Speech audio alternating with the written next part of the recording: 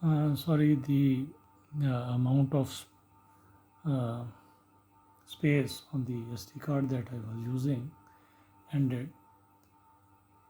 So I have to break this lecture 2.1 in two. So here we are back again. The inductor is going to play its role, and it will not allow the current to suddenly establish to a value like the voltage can. So, and it will not happen like this. So here it also says there may be a sudden jump in current which cannot take place. So it will gradually grow in value until it attains the final value, just like this case in the DC case. And this part say until it attains a final steady state value will be again 5 time constants. However, we are not really interested in studying this part in this course. This is the transient part, and we will be interested in studying this part, which is the steady state part, which extends up to infinity. Right? So in this course, the starting chapter is the chapter 10 of the Heights book, and here we are interested in a sinusoidal steady state analysis of electric circuits. This is what we are up to, and we actually saw how a circuit is going to be solved when a sinusoidal forcing function is applied in the previous lecture. So for a moment I just branch off from here and try to go back to what we learned in the previous lecture and come up with another circuit and tell you, or along with you, I solve it. So what I require from you is that when I am going to solve a circuit, what you should be doing is you should pause the video and solve the circuit first on your own. If you have watched the first video, you should be able to solve it on your own, and these circuits will be easy so that we can solve them and try to understand them. If you can do these simple ones, you can do the complicated ones. So suppose we have a sinusoidal forcing function, a voltage source, and we have a 10, now we have a 10, not 1, cos of, now we have a 2 here, 2t.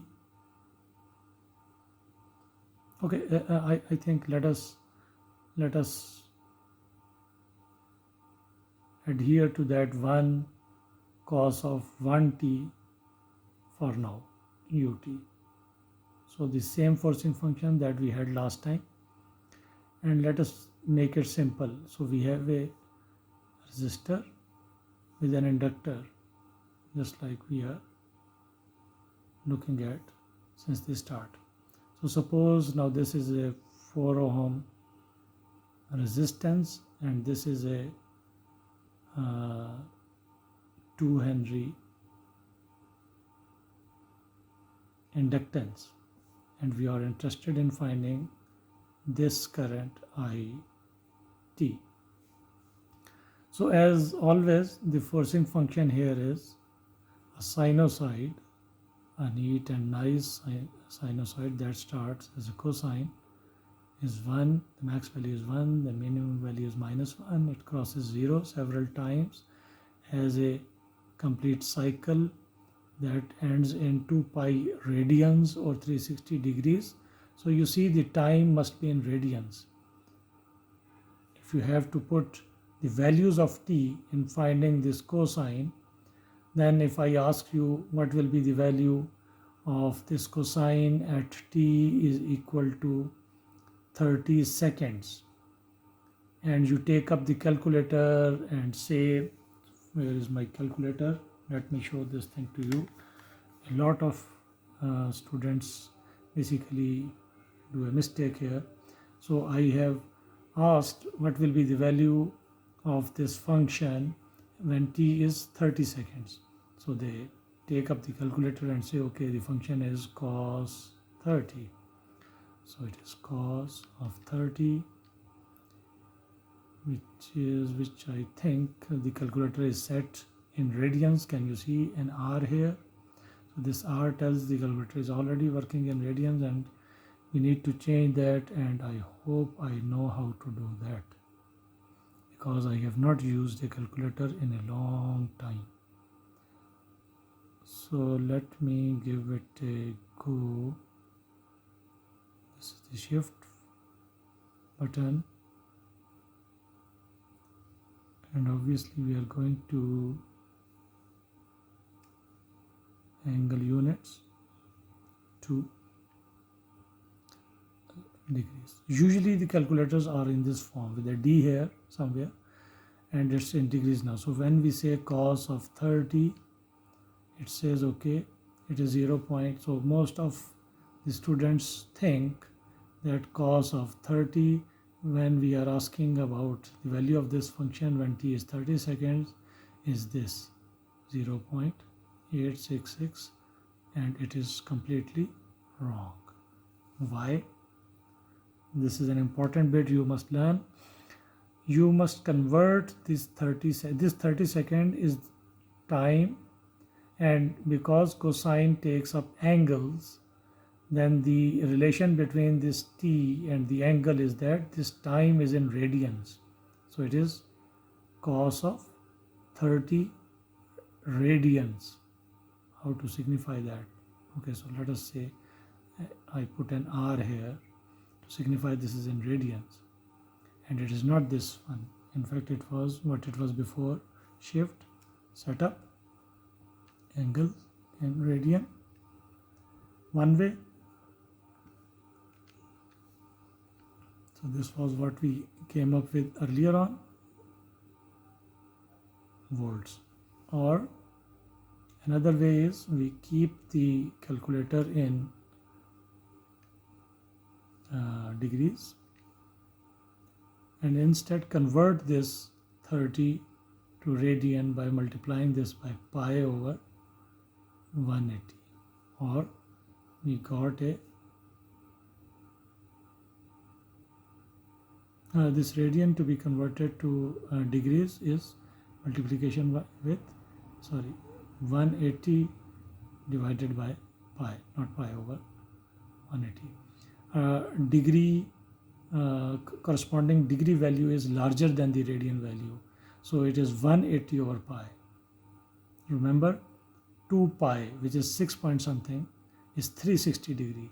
So a radian value is smaller and a degree value is larger. So we can do this 30 into 180 divided by pi. So where is the pi? Shift this thing. So we got this thing. This thing is in degrees.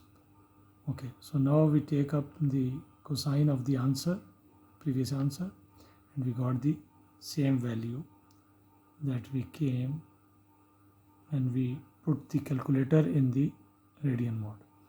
I hope this is clear. So although I have not used the calculator in a very long time, I thought I must teach you the small tidbits, and do not assume that everyone knows that. So unless I mention, you guys have basically decided not to use your brains.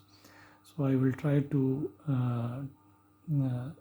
specify and explain everything at least once, so you are not taken up by surprises when you come across a question in an exam. Okay, so here this was just a small point that is very important to keep in mind, but right now it's not of concern here. And we have this forcing function and we want to find the steady state current.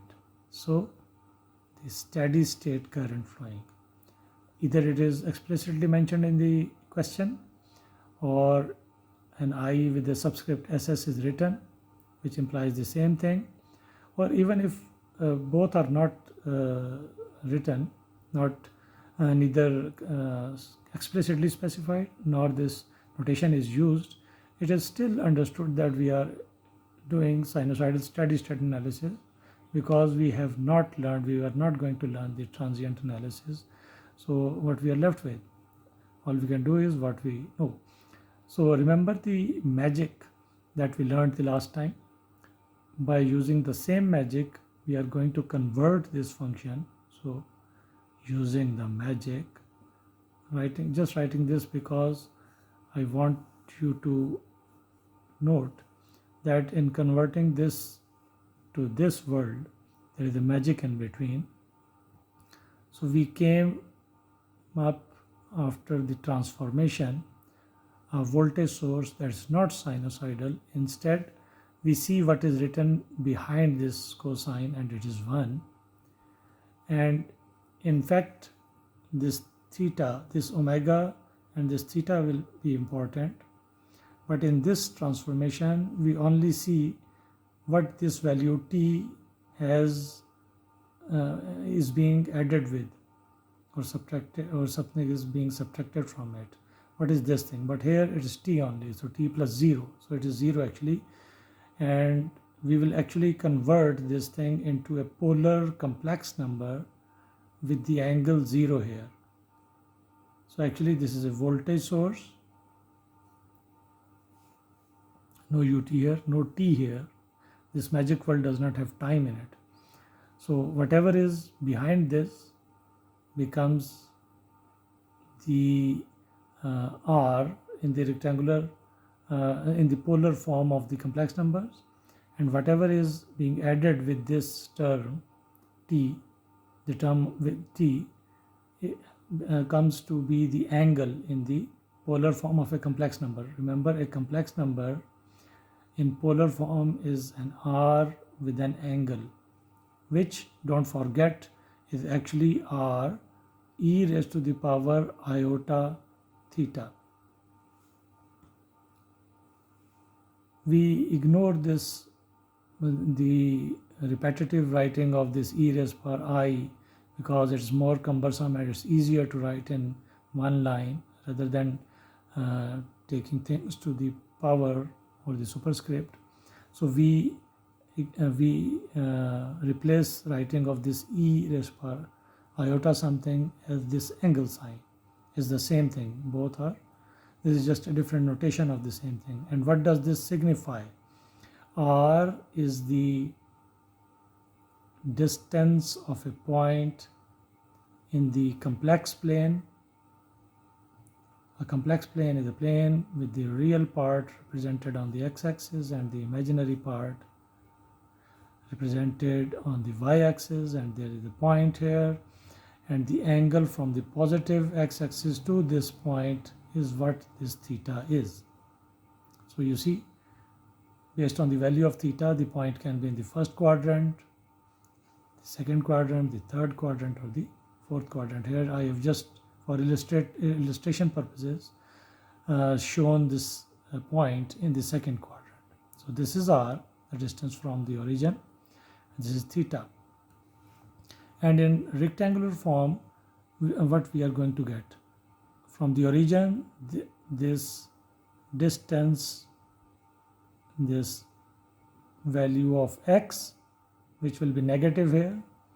So let me write it as minus x, say x is a positive value, and this y is positive here. So z will be minus x plus iota y. Now, one very important thing that I did not specify in the last lecture deliberately, and I have not specified it till now, but now I am going to clearly specify that. In electrical engineering, we don't write iota as I, as you might have done up till now in mathematics. Why? Because this I confuses with the current. So we don't want confusion in our questions or in our writing. So in electrical engineering, this iota is written as J, small j. A J is iota, which is maybe counterintuitive, but we cannot help it.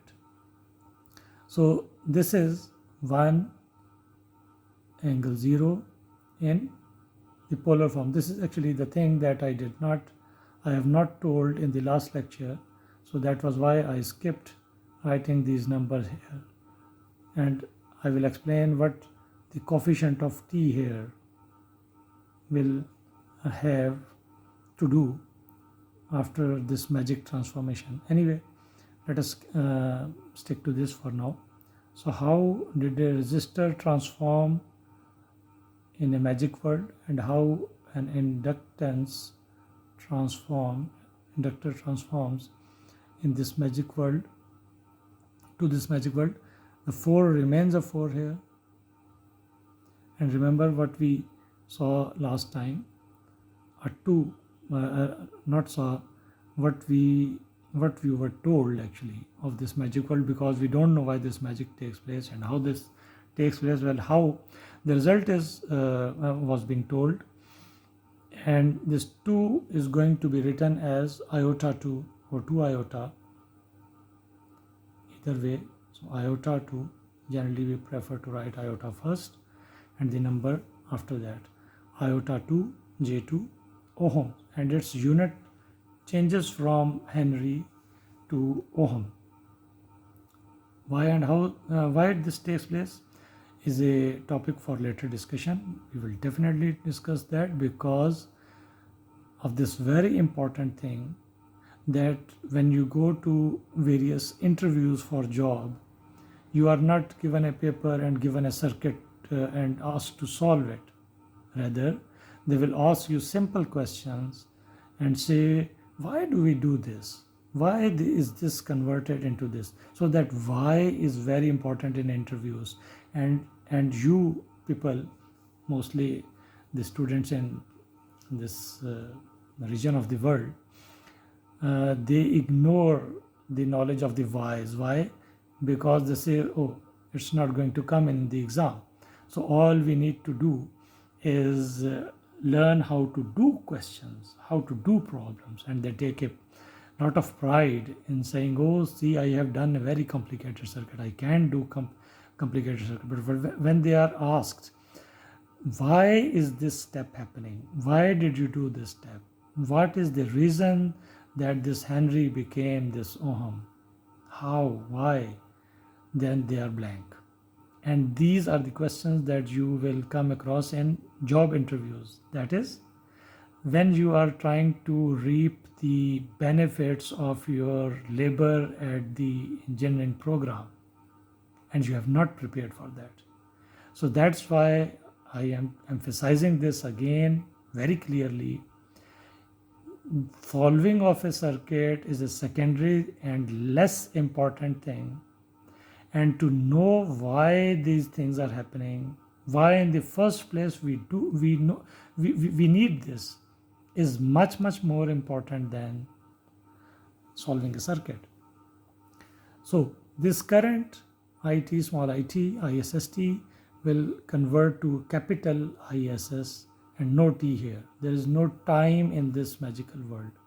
And now, as I told you last time, treat this as a purely resistive circuit. Although we will keep drawing the inductor as an inductor, but it is not an inductor any longer here. It is an inductive reactance. And its units are in ohm, and it is denoted by an X. It's inductive, and XL, L for inductor, the alphabet we use to denote a inductance. And its units are in ohm. So this is ohm, this is ohm. Now they can add together, they are in series. Here this was in ohm, this was in Henry. They cannot add together. So this source is not supplying 4 plus 2 something, 6 something. What is 6 something? We cannot do that. Here we can do that. However, this is a real value, this is an imaginary value. They still cannot add together, but we know that in this circuit, this source is seeing a what?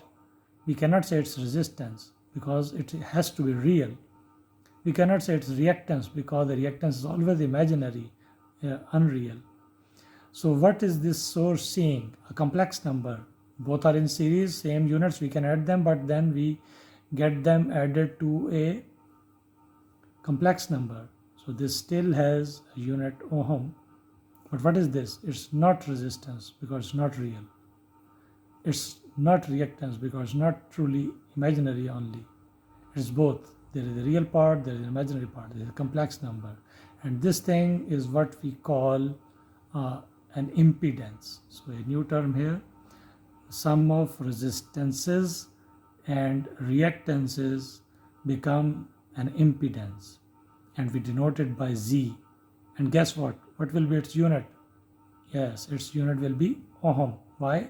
Because ohm and ohm are being added together to get ohms. And this impedance is, say, if we show this circuit like this, we have a source 1 angle 0.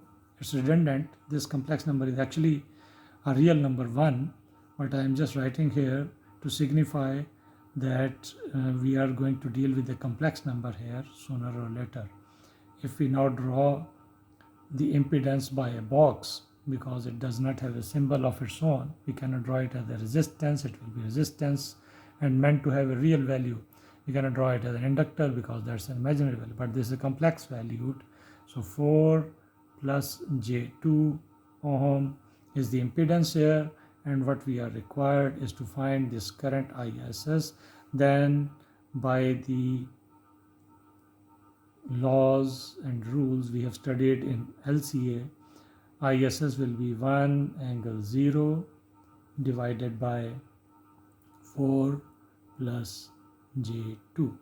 And here we are going to come across the calculator once again, and in this calculator I am going to show you how to handle the complex numbers. I have never done this, but here in this way of teaching I have decided to teach every small bit. So basically I asked my son to teach me how to do this, and he have taught me, and I hope I am able to replicate that. So let us try to solve this division using complex number calculation in the calculator. So first we need to see how to enter a complex number. I believe it had something to do with this menu. So you see,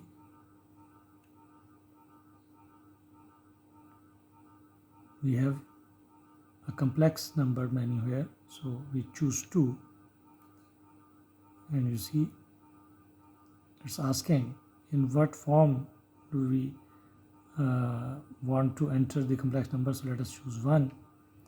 So now we are in a mode where we can enter complex numbers in rectangular form. So this is a complex number in polar form, 1 angle 0, and we know it's actually a real number 1 because the angle is 0. So on a complex plane, if the angle is 0, we are along the real axis.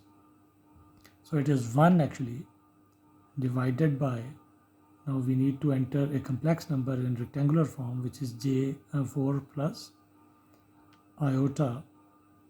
And how to put that iota, I hope I remember what he taught me. Okay, right. So this button E and G, maybe for engineering, and you see there is an angle sign on top of that,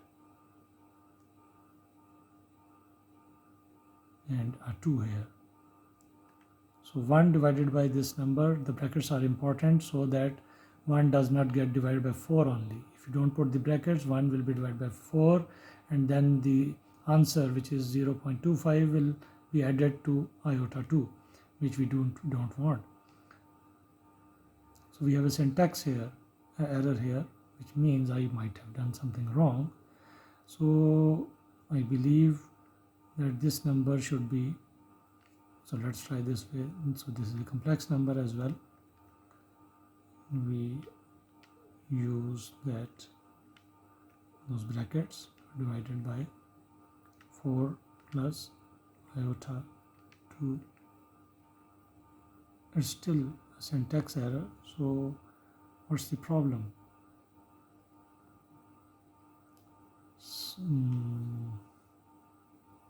Okay, what is this complex number entry actually is doing? So it cannot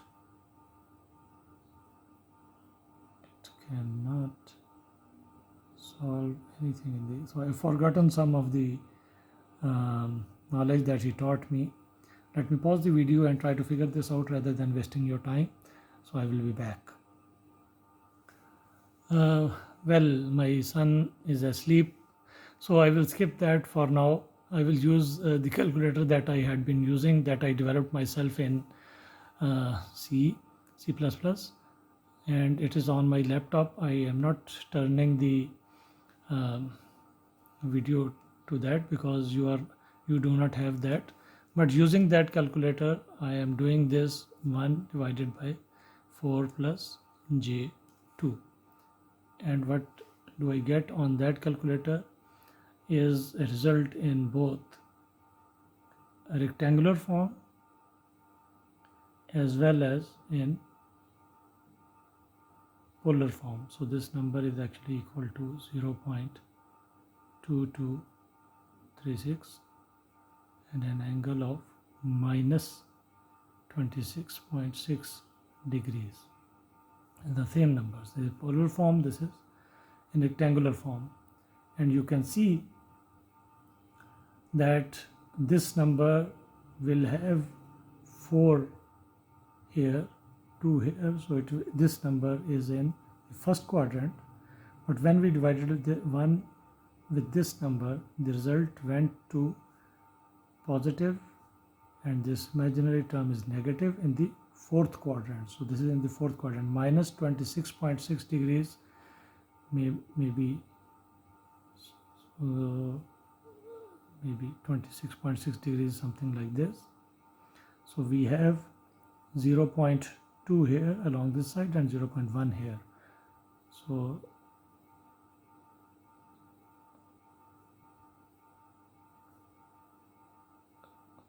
this is how the